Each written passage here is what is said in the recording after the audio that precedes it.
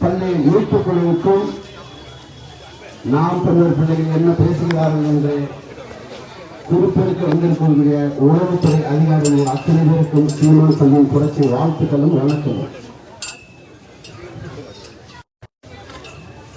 ஏன் இந்த ஆர்ப்பாட்டம், ஏன் இந்த கண்டன கூட்டம் என்றால் 50 ஆண்டுகளுக்கு மேலாக இங்கே நடந்து கொண்டிருக்கிற ஒரு பள்ளிக்கூடத்தை அறிவுசார் பூங்காவாக நாங்கள் மாற்ற வேண்டும்.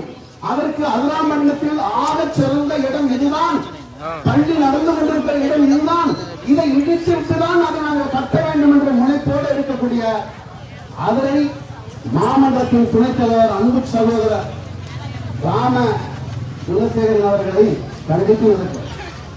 என்ன ஆச்சரியம் என்றால் 2009 அவர் வழக்கு கொடுக்கிறார். திமுகவின் நகர பொறுப்பில் இருந்து கொண்டு, திமுகவின் கட்சி பொறுப்பில் இருந்து கொண்டு